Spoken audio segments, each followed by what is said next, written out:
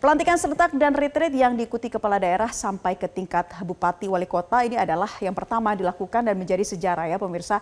Apakah ini menjadi salah satu upaya pemerintah untuk menyeragamkan visi misi saat transisi kepemimpinan di tingkat daerah? Dan untuk membaca, mengulas apa sebenarnya pesan yang ingin disampaikan Presiden Prabowo lewat pelantikan kepala daerah, sudah bergabung bersama kami pengamat komunikasi politik Gun Gun Herianto. Selamat siang Mas Gun Gun. Selamat siang, Mbak Naila. Iya, Mas Gun Gun, langsung saja nih kita sebenarnya pengen tahu apa sih pesan yang ingin disampaikan Presiden Prabowo Subianto melalui pelantikan dan retreat yang dilakukan secara serempak sampai dengan tingkat kabupaten kota. Iya, menurut saya kalau pelantikan itu kan seremonial ya, formal dan itu memang harus dilakukan. Kalau retreat itu memang opsi yang dimiliki oleh Pak Prabowo ya untuk memastikan mungkin konsolidasi pemerintahan pusat dan daerah. Tadi udah bagus sekali diulas soal sinergi. Karena apa? Karena ini problem paling fundamental dalam tata kelola ya birokrasi di Indonesia, itu soal mensinkronkan antara agenda pemerintahan pusat dengan agenda pemerintahan daerah. Kalau misalnya retreat itu dimaksimalkan untuk membangun pemahaman bersama, kemudian juga agenda-agenda pemerintahan pusat bisa ditransfer dan dikoordinasikan dengan karakteristik atau kekhasan dan kemudian juga langkah strategis di tingkat daerah, itu bagus saja. Yang jelas tentu kita juga harus mengedepankan yang disebut dengan pengelolaan ya birokrasi pemerintahan yang efektif, bukan hanya di pusat tapi juga di daerah. Ini memang betul Mbak Naila, satu prosesi yang menyejarah ya dalam sejarah demokrasi di Indonesia. Kenapa? Karena pasca pilkada serentak langsung ya kemarin di tahun 2024, ini pelantikannya yang terbanyak ya dalam sejarah pilkada di Indonesia, yaitu 481 daerah yang dilantik kepala daerahnya secara bersamaan, meskipun ada beberapa daerah yang masih bersengketa di Mahkamah Konstitusi. Ini menurut saya penting untuk dua hal ya. Pertama, keinginan untuk pilkada serentak dengan orientasi hasil akhirnya itu adalah perbaikan sistemik ya, bukan hanya sekedar kemudian ada gimmick, bukan hanya sekedar menjadi front stage gitu ya, pelantikannya bersamaan kemudian juga ada retreat. Ini bukan semata-mata membangun narasi yang sifatnya temporer kan, ini untuk orientasi perbaikan bangsa ini 5 tahun ke depan, sehingga ya narasi yang dibangun ini juga harus diperkuat ya dengan hal fundamental, yaitu soal tata kelola birokrasi, tata kelola data, tata kelola komunikasi yang efektif, sehingga kemudian pemerintahan ini mengarah ke arah yang tepat. Arah yang tepat itu bukan hanya keinginan seorang presiden, bukan hanya keinginan segelintir atau sekelompok orang, melainkan yang disebut dengan kepentingan untuk bangsa dan negara, terutama warga masyarakat yang terdampak, terutama di daerah-daerah yang kepala daerahnya itu kemudian dilantik besok ya, tanggal 20.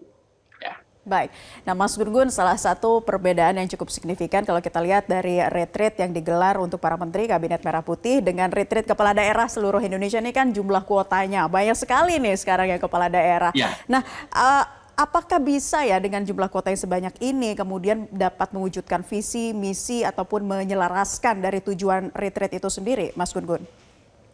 Ya, ini kan hanya entry point menurut saya, nggak mungkin juga kita berekspektasi berlebihan ya. Saya sendiri selalu terbiasa menyisakan ruang skeptis gitu ya dalam analisis saya. Ini kan sekali lagi pintu awal yang belum tentu juga kemudian besok lusa proses-proses konsolidasi itu berjalan jika tanpa dibarengi ya dengan sistem kontrol yang tepat guna dan tepat sasaran. Retreat oke, sebagai sebuah inovasi, nah, tetapi kemudian juga proses koordinasi ya lintas sektor termasuk juga pola hubungan pemerintahan pusat dan daerah itu harus selalu diintensifkan. Kenapa? Karena kalau tidak itu selalu ada yang disebut dengan gap ya komunikasi dan komunikasi yang berjarak itu, apalagi kemudian dibumbui misalnya dengan pola hubungan personal yang tidak baik ya, antara kepala daerah, karena misalnya perbedaan-perbedaan kongsi politik dengan pemerintahan pusat, dan itu berdampak pada pola hubungan yang tidak harmonis ya, ini juga sering kemudian menjadi persoalan berulang ya, menjadi bottleneck. Makanya kemudian pilkada ataupun pilpres sudah lewat, sekarang prosesnya bukan lagi masa kampanye, tapi prosesnya untuk pembuktian janji-janji kampanye. Ya, Prabowo di tingkat pusat dengan Mas Gibran, kemudian kepala daerah tentu juga di daerahnya masing-masing dengan janji-janji politiknya masing-masing.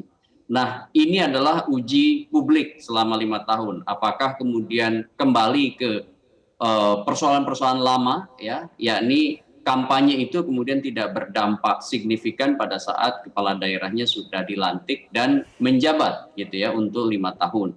Nah, sementara kita tahu bahwa timeline kekuasaan itu sangat singkat sebenarnya. Misalnya ya, saya kasih ilustrasi di tahun pertama mungkin akan disibukkan dengan proses konsolidasi birokrasi, contohnya misalnya mengefektifkan ASN, belum lagi pola hubungan dengan DPRD di daerahnya masing-masing. Baru efektif menurut saya bekerja itu tahun kedua, tahun ketiga.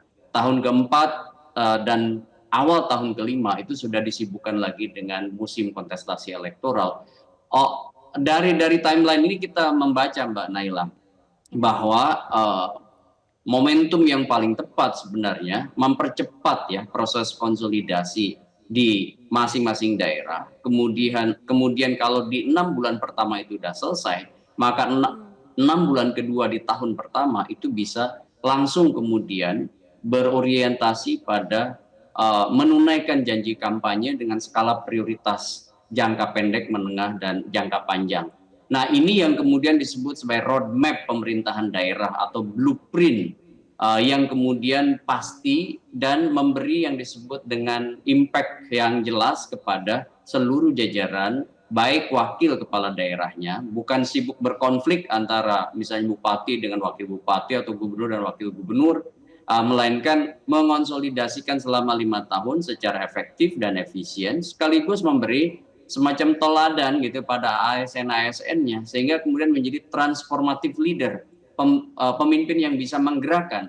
Dan rasa-rasanya Mbak Naila, nggak mungkin pemimpin bisa menggerakkan ASN dan jajaran birokrasi di pemerintahan daerah yang bersangkutan jika kepala daerahnya memang tidak punya kapasitas. Makanya kemudian retreat ini bagi saya penting di awal sebagai upaya untuk menaikkan bukan hanya semata-mata semangat, tapi memberi stimulan pada upgrading kapasitas, dan itu harus ditindaklanjuti dengan peningkatan kapasitas secara berkelanjutan. Karena apa? Kepala daerah hari ini, kepala daerah yang harus mengadaptasi banyak sekali perubahan. Jadi retreat itu tidak cukup hanya sekedar seremonial, ada satu entry point yang jelas, arah kebijakan pemerintahan pusat. Misalnya saya kasih contoh satu aja, RPJMN, ya, yang kemudian dimiliki oleh pemerintahan pusat, dan itu bagaimana menerjemahkan ke daerah. Kemudian ada prioritas dari RPJMN itu untuk direalisasikan dalam kerja-kerja strategis, ya, dan itu kemudian akhirnya adalah indikator-indikator kinerja yang bisa diukur dengan ukuran-ukuran akademik, dengan ukuran-ukuran yang jelas pasti begitu. Baik, itu yang menjadi harapan kita bersama ya Mas Gun-Gun. Dengan adanya retreat ini tentunya bukan hanya sekedar giat, tapi memang bisa benar-benar menyelaraskan tujuan bersama ya, untuk nantinya menjadi impact yang signifikan, yang stimulan bagi para kepala daerah terpilih. Terima kasih Mas Gun-Gun Herianto, pengamat komunikasi politik, sudah bergabung di kesempatan Metro Siang kali ini. Jelajahi cara baru mendapatkan informasi. Download Metro TV Extend sekarang.